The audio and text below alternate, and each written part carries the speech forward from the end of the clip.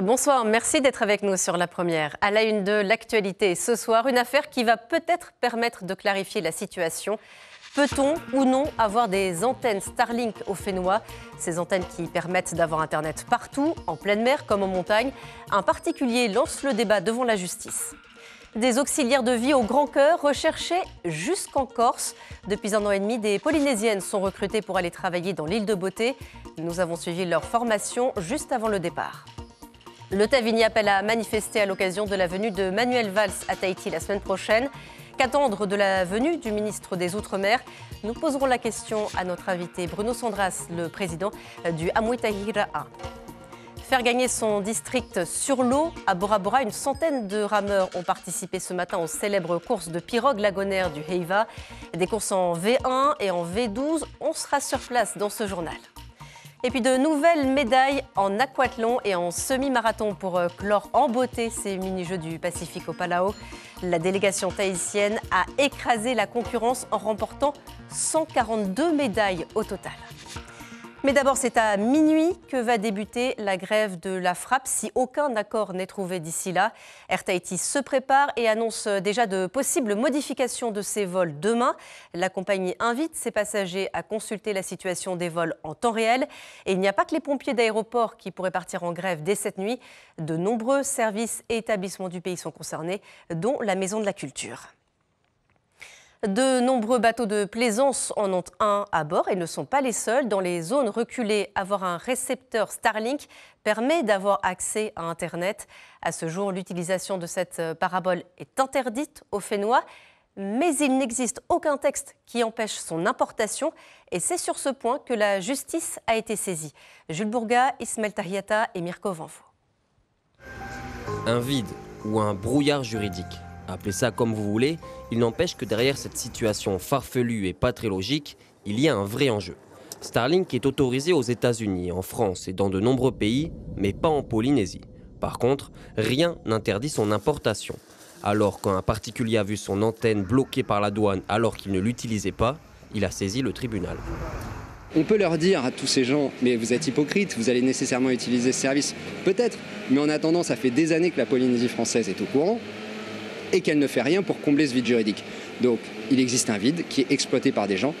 Que ce soit bien, que ce soit mal, c'est une chose, mais en tout cas, ce sera au tribunal administratif de le vérifier. Selon l'avocat du pays, il n'y a pas de vide juridique puisque nous existe bien. Il faut une autorisation administrative de la DGEN, la Direction Générale de l'Économie Numérique, pour permettre l'exploitation d'une antenne Starlink. C'est le cas pour Reivave et Rimatara, des îles éloignées où la connexion Internet ne fonctionne pas bien. On ne peut donc pas interdire l'importation s'il y a des cas exceptionnels. Bref, cette audience, c'est aussi l'occasion d'obtenir une clarification de la part de la justice polynésienne. Il va falloir en fait en débattre dans la société, c'est est-ce qu'on veut ou pas pouvoir utiliser le service Starlink en Polynésie française. Mais il faut qu'il y ait un débat autour de ça. Il faut que ce soit une question qui soit posée au gouvernement, à l'Assemblée de la Polynésie française. Il va falloir légiférer. Et ce qu'on vient justement dire au tribunal, c'est aujourd'hui il n'existe pas de législation et c'est problématique. Même moi, je l'admets volontiers, c'est problématique cette situation. Et c'est ce que vient de dire le rapporteur public. Le jugement du tribunal administratif sera rendu le 17 juillet, dans un peu plus d'une semaine. Les Polynésiennes plébiscitées en Corse, à nouveau une quinzaine de futurs auxiliaires de vie vont quitter le Fénois pour aller travailler sur l'île de Beauté. Nicolas Suire et Teiva Ribé ont suivi leur préparation. Apprendre les bons gestes pour l'aide à la personne, également la créativité culinaire et l'hygiène pour s'occuper des seniors en Corse, une révision des bases nécessaires. Moi, par exemple, c'était plutôt sur la propreté, pour les lits matelas, comment il fallait nettoyer, et puis au niveau de l'hygiène, pour laver les mains. Pendant 3 ans, ces 15 Polynésiennes rejoindront les 70 déjà présentes sur l'île de Beauté pour le travail, mais également pour la découverte. La Corse est magnifique, j'ai vu quelques documentaires sur Facebook, c'est magnifique, c'est magnifique. Ça va être une autre expérience. Beaucoup d'amour, beaucoup de sourires. Les femmes du Fénois ont la cote et sont demandées pour leur qualité familiale. L'association à l'origine de ces déplacements en est très heureuse. Les gens sont en admiration devant les Tahitiennes qui sont bienveillantes, souriantes, empathiques. Je crois qu'on a fait très fort entre nos deux îles et les gens sont ravis d'avoir des Polynésiennes. Ils ne veulent plus personne d'autre. Les Polynésiennes sont nombreuses à se plaire sur l'île de Beauté. Elle fait penser à ma maman. M'a dit Carlotte. Je l'aime de tout mon cœur, comme si c'est ma maman. Hein. C'est ma grand-mère, c'est tout, elle est tout pour moi. Cet amour et ce dévouement génèrent de la gratitude. Et ils font tout pour faire plaisir. Et c'est toujours le petit geste qui est là. Et voilà. Et vous l'avez accueillie comme quelqu'un de la famille? Elle fait partie de la famille. Voilà, elle fait partie de la famille. Tout ce qu'elle veut, elle a. Je lui refuse rien. L'association Maeva Soutien, qui travaille en partenariat avec la mairie de Papeete, a encore 60 demandes auxquelles elle ne peut répondre pour l'instant. Le Tasigny organise une manifestation à l'occasion de la venue de Manuel Valls. 2 sit-ins auront lieu le mercredi 16 juillet, au lendemain de l'arrivée du ministre des Outre-mer. Des rassemblements devant le temple protestant de Paufey et devant la cathédrale de Papeete. Avec un message, le Tasigny demande à l'État d'ouvrir le dialogue de la décolonisation. La manifestation se veut pacifique mais ferme. On en parle avec vous, Bruno Sandras. Bonsoir, vous êtes le président du Amwitahiraa. Qu'attendre donc de cette visite de Manuel Valls la semaine prochaine? Tout d'abord, depuis plus de 20 ans, le Tasigny Huiraatira manifeste à chaque fois qu'une personnalité du gouvernement français se déplace en Polynésie. La différence cette fois-ci, c'est que des indépendantistes vont manifester dans la rue et un indépendantiste, avec son gouvernement, va le recevoir solennellement en grande pompe à la présidence. Très sincèrement, je ne vois pas pourquoi il vient en Polynésie, sauf à tenir une promesse qu'il a faite au moment où il a été nommé ministre de l'Outre-mer, de faire le tour de toutes les collectivités territoriales avant la fin de son mandat. Il n'y a pas un sujet que vous mettriez sur la table si vous étiez aux affaires? Je ne suis même pas certain qu'il va nous recevoir. À la minute où je vous parle, alors qu'il arrive dans 4 jours, nous n'avons reçu aucune invitation. Ce qui est certain, c'est qu'il va arriver dans un pays qui n'a rien à voir avec le sujet sur lequel ils ont débattu à Bougival la semaine dernière, la Calédonie. Vous vous rendez compte que pour la Calédonie, il y avait à Bougival pendant un jour le président de la République, le président du Sénat, la présidente de l'Assemblée, le Premier ministre, le ministre de l'Outre-mer et d'autres ministres. Jamais la Polynésie n'a eu un traitement de ce type. Ça veut donc dire que il ne faut rien attendre de ce gouvernement, à moins qu'il vienne un peu se reposer ici. Vous parlez justement de la Nouvelle-Calédonie, c'est un sujet porté notamment par Manuel Valls. Une proposition a été faite lors de ces rencontres à Bougival, celle d'un État associé. Gaston Floss, avec qui vous avez longuement cheminé, voudrait un pays associé. Où vous situez-vous sur ce sujet? D'abord, le président de la République a fait cette proposition pour la Calédonie, pour sortir de la situation dans laquelle ils sont. Je ne suis pas certain qu'il va faire la même proposition pour la Polynésie. Ça pourrait ouvrir des portes pour ici? Moi, je pense qu'aujourd'hui, et avec l'expérience, chaque formation politique va militer pour l'ADN qui fait l'existence de son parti. Je propose, pour arrêter de parler à la place des électeurs, l'article 159 de notre loi organique, depuis 2004, ça fait 21 ans, prévoit que l'Assemblée est compétente pour organiser une consultation populaire. Mais vraiment, l'Assemblée crée des commissions d'enquête, des commissions sur la décolonisation. Pourquoi la majorité d'aujourd'hui et toutes celles qui l'ont précédée n'ont jamais utilisé cet article? Au moins une fois, on demandera à la population quel type de relation ils souhaitent pour l'avenir avec la France. Le haut-commissaire, et ça sera une consultation légale, légitime, il n'y aura pas de recours possible, et les communes qui ne voudront pas jouer le jeu se verront contraintes par le haut-commissaire. Voilà, donc je lance un appel. Où en est votre parti aujourd'hui? On vous a quitté en octobre dernier, un peu dépité de découvrir ce qu'on vous avait laissé. Vous disiez 10 millions de factures impayées. Où vous en êtes aujourd'hui? Le parti existe toujours? Si vous m'invitez ce soir, c'est que le parti existe toujours. Je ne sais pas si l'autre parti créé après nous existe toujours.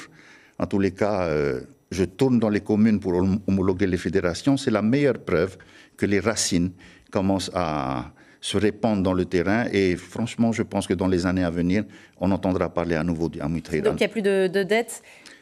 Je n'ai pas dit ça, parce que ce n'est pas moi qui le dis. Les 12,5 millions de factures, c'est la Commission nationale des comptes de campagne de France qui a fait le constat. On va le résorber petit à petit, et je voulais ici remercier tous ceux qui n'ont jamais quitté la pirogue et qui contribuent par des opérations diverses à renflouer ce trou. Et juste en un mot, vous êtes candidat au municipal à Papara l'année prochaine? Plus en tant que tête de liste. J'ai fait ça pendant 14 ans. Par contre, je vis heureusement ma situation d'employé, d'élu municipal, et j'aimerais bien à nouveau, dans le cadre d'une liste d'unions que nous sommes en train de préparer et assister à nouveau aux séances du conseil municipal de Papara. Bruno Sandras, merci beaucoup d'être venu sur notre plateau ce soir. Pendant les vacances, certains jeunes ont décidé de s'engager, d'effectuer le stage de cohésion du service national universel. 55 jeunes de 15 à 17 ans se sont donc retrouvés aujourd'hui, vous le voyez, au lycée hôtelier. Le début de près de 2 semaines de découverte. On écoute un jeune volontaire. Quand on a un certain âge, entre 15, 16 ans, 17 ans, on peut avoir une certaine immaturité en soi. Et pouvoir vivre en cohésion ensemble, dans la même chambre, que ce soit dans la même chambre, dans la même... comme par exemple faire la cuisine et autres, ça va nous permettre déjà de plus s'épanouir et d'avoir on va dire, s'ouvrir l'esprit. Ne pas rester bloqué dans son environnement et ne pas faire attention aux autres. Ça va vraiment être important pour le futur. On va mûrir finalement. Vous avez pu le suivre en direct hier soir sur nos antennes. Le Heiva Bora Bora est ouvert. Et ce matin, c'était l'emblématique course de pirogue dans l'un des plus beaux lagons du monde. Course en V1 et en V12. Les 6 districts de l'île étaient représentés. Reportage de Rehe Najarian et Hitimanaki.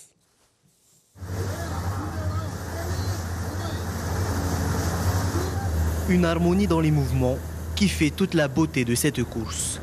Avec 12 rameurs à bord, la cohésion est essentielle pour réaliser une bonne performance. La population, elle, est émerveillée par le spectacle. La population, ils attendent toujours cette course-là, V12, là, tous les années. C'est la dernière course qu'on attend toujours. C'est plutôt question de puissance. Il y a plus de puissance, il y a plus d'adrénaline, on va dire que c'est la course de V12. Ce n'est pas un secret. Pour atteindre le haut niveau, il est préférable de s'entraîner dès le plus jeune âge. À l'image, la course des minimes hommes, longue de 1,2 km. Après plus de 10 minutes de combat, Nairou Teahourei et la côte du club de Fa'anui décrochent la première place. Je me suis bien préparé pour cette course. C'est pas la première fois que je gagne. C'est une habituée, ici. Peut-être dans les années à venir, qu'est-ce que tu comptes? C'est quoi ton objectif dans le VA? Je grandis dans le VA. Ni champion. En V1, chez les seniors hommes, la bataille est serrée sur le plan d'eau. Après 5 km de course, Veiroa Ter'eiharoa termine premier sur ce tronçon. On note aussi la belle performance des athlètes de Popora Tehoemamu qui comptent 4 rameurs parmi les 10 premiers.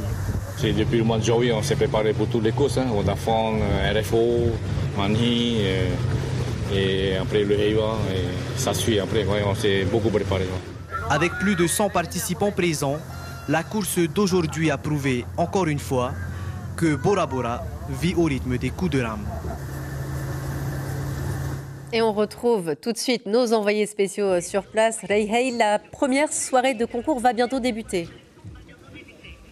Bonsoir Elodie. Et oui, elle va débuter ici, sur la place Tuvavao, ce soir dans la catégorie Himene à partir de 20h. Nous aurons le groupe Hitia A avec son thème Temata Otera.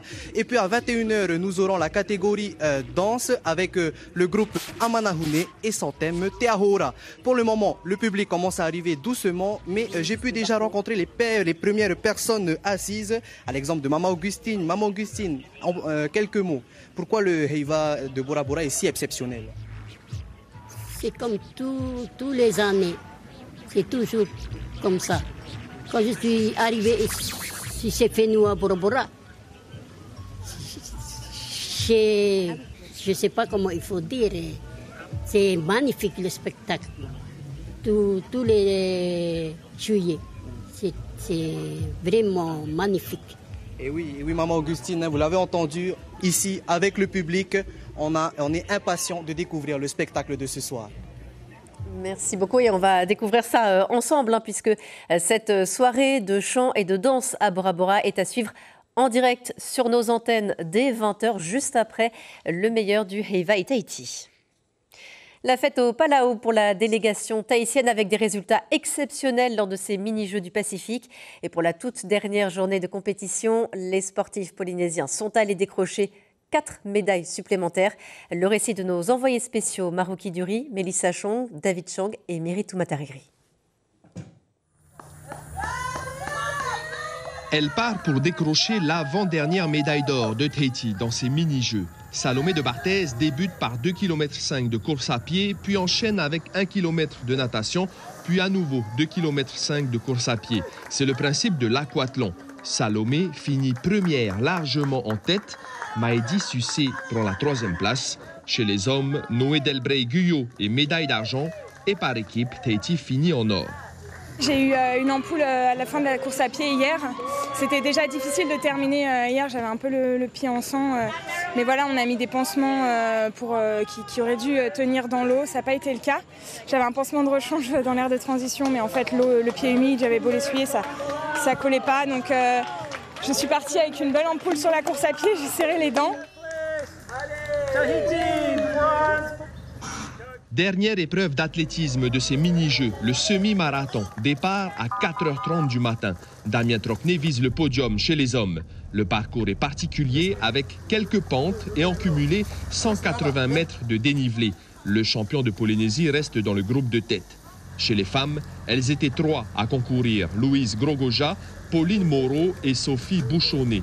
Elles finissent respectivement 4e, 5e et 6e. Damien Trocnet, lui, décroche le bronze en 1h15 minutes et 34 secondes. Le plus, c'est les PNG qui ont fait le boulot sur les 10 premiers kilomètres. Puis après, on s'est retrouvés à 3, le Fidjien, Salomon, moi. Voilà, vu que je suis grand, ils aimaient bien me laisser devant. Mais c'est le jeu. Après, moi, je suis aussi plus à l'aise avec mes grandes jambes, donc voilà. Mini-jeux du Pacifique réussi pour la délégation de judo tahitienne, avec un total de 12 médailles d'or, 4 en argent et 4 en bronze. Sur la 2e journée de compétition, Eimaru Olosé, Cyril Gaudemer, Evan Joliffe ou encore Toanui Lucas décrochent l'or en individuel homme dans leurs catégories respectives. Chez les femmes, Terau Matuatini Bop, Teipoteani Tevenino ou encore Keheilani Amaru Tekehu en font de même. Par équipe, Tahiti s'impose brillamment devant l'Australie. Il n'y a pas de défaite plus cruelle que celle concédée sur le fil. Demandez à nos volleyeuses. En finale du tournoi, face aux Samoa américaines, les Tahitiennes remportent le premier set, perdent le second et le 3e avant d'arracher le tie-break qu'elles perdent finalement de 2 petits points. La médaille d'argent est un peu amère, mais qu'importe, le rendez-vous de la revanche est pris pour 2027. Chez les hommes, après la défaite cruelle en demi-finale contre la Papouasie-Nouvelle-Guinée la veille, la mission était d'aller chercher le bronze contre les États fédérés de Micronésie. Pas le résultat espéré avant la compétition, mais Tahiti se console avec un podium. C'était dur d'accepter la défaite. Bon, on s'est repris hier soir, on a parlé avec les autres. Et on s'est dit que ce n'était pas fini. Donc on a joué cette 3e place avec le cœur grand ouvert. Face à la paire de Fidji, dans la petite finale de beach volley, Hevanoa Vaki et Rautini Kari tentent le tout pour le tout. Mais devant eux, le mur fidjien Loga Neivana ne leur laisse aucune chance. Nos Tahitiens sont sèchement battus en 2 sets, 21-12 et 21-19. Ils terminent au pied du podium. Et Tahiti réalise donc une performance historique. Premier au tableau des médailles avec un total de 72 en or, 41 en argent et 29 en bronze. Vous le voyez, 142 médailles au total, loin devant les Samoa et les Fidji. Et c'est la fin de ce journal dans lequel on s'est rendu notamment au tribunal. La justice invitée à se pencher sur la légalité des antennes Starlink au Fénois. Peut-on en importer si on n'a pas le droit de s'en servir? La décision est attendue le 17 juillet. L'information continue sur notre site internet avec cet article. Par exemple, il n'y aura finalement pas d'antenne de l'Office des mineurs à Papeete. Ce service national est spécialisé notamment dans la lutte contre les agressions sexuelles ou le cyberharcèlement des mineurs. Des violences qui se multiplient en Polynésie française et pourtant donc le projet est abandonné. Tous les détails sont sur polynésie.lapremière.fr. Et on se quitte sur les plus belles images des mini-jeux du Pacifique au Palau. Excellente soirée et à demain.